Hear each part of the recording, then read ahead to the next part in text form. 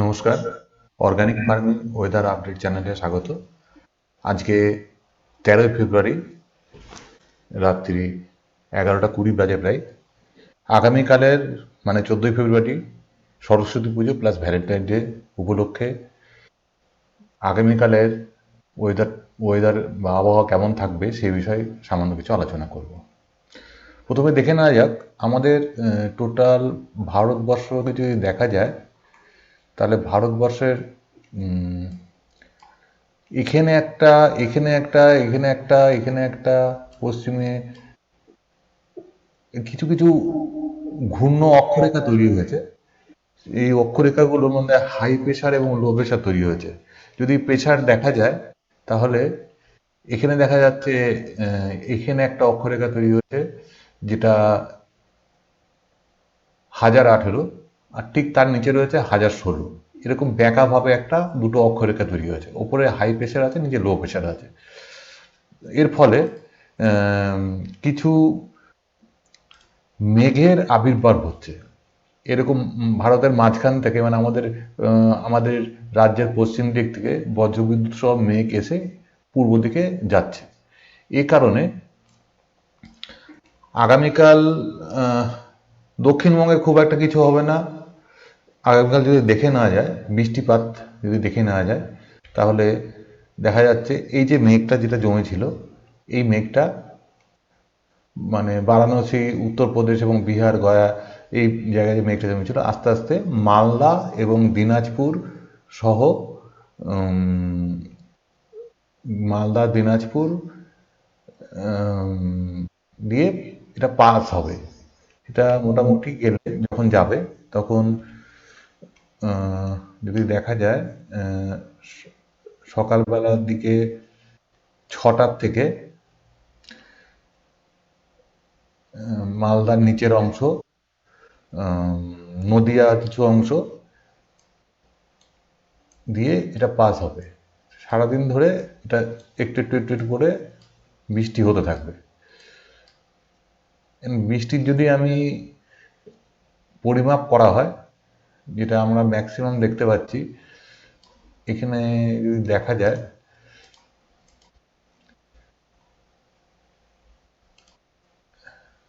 2 millimetre,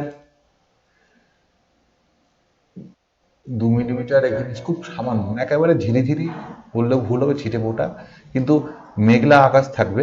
আমি যদি cloud দেখি, তাহলে দেখা যাবে যে কালকে সারাদিনই আমাদের দক্ষিণবঙ্গে খুব হালকা পাতলা মেঘ থাকবে, এবং মালদা, দিনাজপুরের দিকটা, উত্তরবঙ্গ হালকা পাতলা থাকবে, এবং দিনাজপুরের দিকটা মেঘলা হবে আস্তে আস্তে।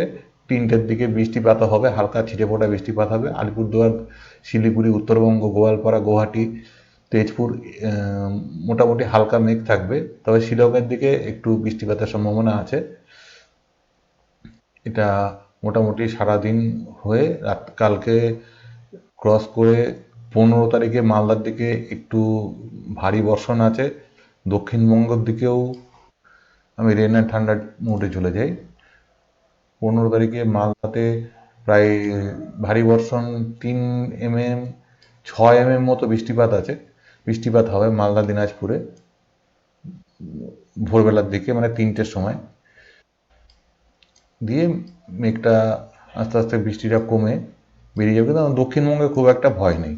তবে যেসব, একটু অন্য প্রসঙ্গে যাচ্ছি, যেসব মৎস্যজীবীরা, মৎস্যজীবী ভাইয়েরা এখনো পর্যন্ত মাছের পুকুরে বা যেখানে বৃষ্টির জল পড়বে চুন না প্রয়োগ করে থাকলে অবশ্যই চুন প্রয়োগ করুন, কারণ এই বৃষ্টিগুলো আম্লিক বৃষ্টি বা আম্লিক বর্ষণ হবে, যাতে জলের পিএইচ কমে যেতে পারে, তাতে মাছের মৃত্যুর হার হতে পারে। আবার ফিরে আসছি ওয়েদার রিপোর্ট সম্বন্ধে। এবার আমরা দেখব তাপমাত্রা। আবার চলে আসছি এখনকার সময়। তাপমাত্রা দেখব। তাপমাত্রা কলকাতায় 20,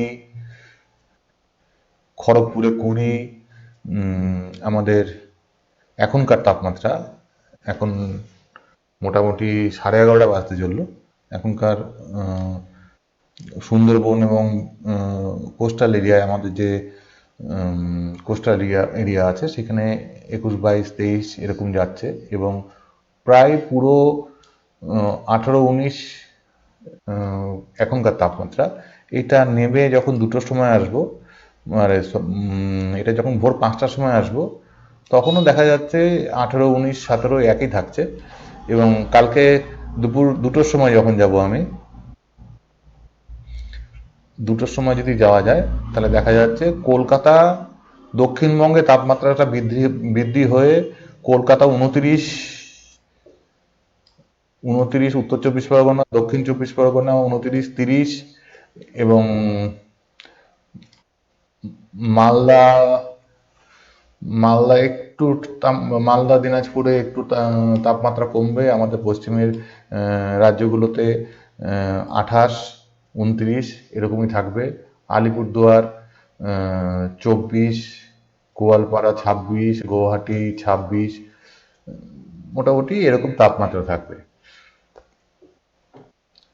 আর পরশুদিন ভোরবেলা যদি যাওয়া যায়, মানে 15 তারিখ যদি ভোরবেলা যাই, 15 তারিখে দেখা যাচ্ছে তাপমাত্রার খুব একটা হেরফের হচ্ছে না। যেহেতু মেঘ থাকছে আকাশে, সেহেতু তাপমাত্রা খুব একটা হেরফের হচ্ছে না, একই রকম থাকছে। এবং পরশুদিনের ম্যাক্সিমাম টেম্পারেচারটা 2টোর সময় যদি দেখা যায়, সেটা সেই সময় সব থেকে বেশি পাওয়া যায়। কলকাতা 1 ডিগ্রি মতো, 28, 27 এরকম হবে, 1 ডিগ্রি পার্থক্য মতো হবে। আর মালদা দিনাজপুরে কিছু কিছু জায়গায় একটু একটু বাড়বে। 18, 22, 24 যেটা ছিল 26 হবে, 2 degree 1 degree temperature total fluctuation হবে। আর আমরা যদি এখান থেকে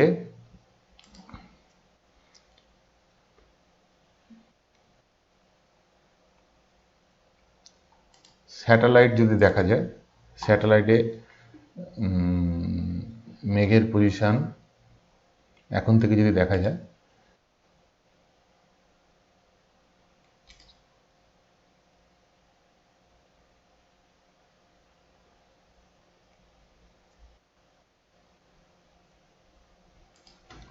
তেমন খুব একটা বোঝা যাচ্ছে না।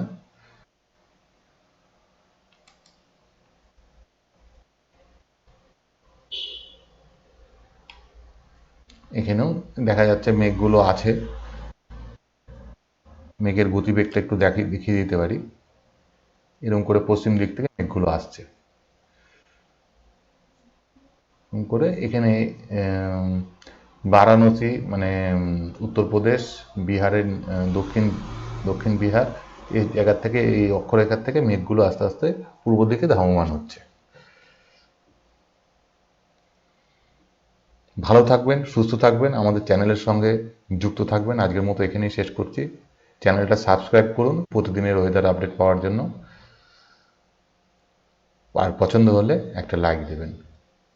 ধন্যবাদ।